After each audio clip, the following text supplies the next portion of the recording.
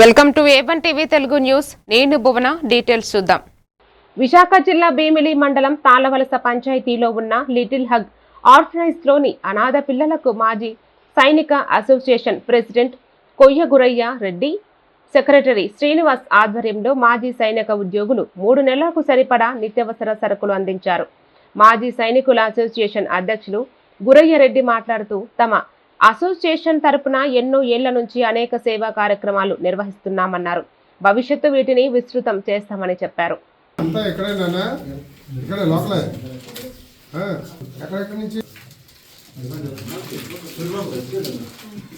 ఈ little hugs అనాథ పిల్లలకు మా శ్రీనివాస్ రెడ్డి గారు ఎన్నో రోజుల నుంచి ఈ కార్యక్రమాన్ని సేవా కార్యక్రమాన్ని అందజేస్తున్నారు.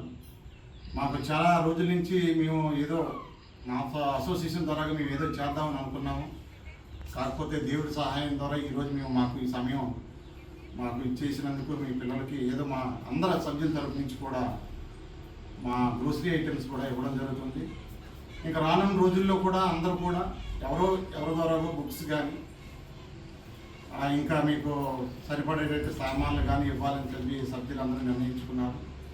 మరి ఈ అవకాశాన్ని శ్రీనివాస్ రెడ్డి గారు మాకు కల్పించినందుకు, ఆ దేవుడు కల్పించినందుకు ఎల్లకాలం కూడా మా అసోసియేషన్ తరపు నుంచి కూడా పిల్లలందరూ కూడా హ్యాపీగా ఉండాలని కోరుకుంటూ సెలవు తీసుకున్నాం. Thank you.